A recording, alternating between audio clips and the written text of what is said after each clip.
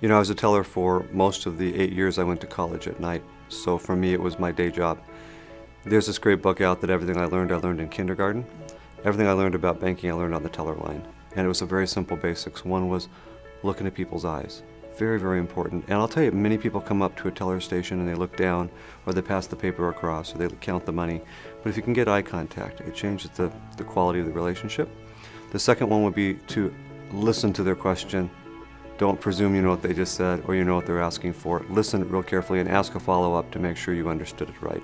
Those are pretty basic skills, but especially as an 18-year-old, you're younger than almost everyone coming at you, and they will typically talk at you. But if you engage with them, some eye contact and some probing questions, it changes the quality of the relationship and the dialogue, and I've used that ever since. U.S. Bank is, one of the largest banks in the nation. It's also currently the highest rated by the rating agencies bank in the United States of any size, which is a pretty exciting moment for our company. And so I bring you that starting point because we can do pretty much whatever we want to do. And just because you can, in this case, acquire or grow substantially, doesn't mean you should. And so the temptation for us is actually easily resisted, but for many it's, why don't you buy something? Why don't you grow more? Why don't you expand?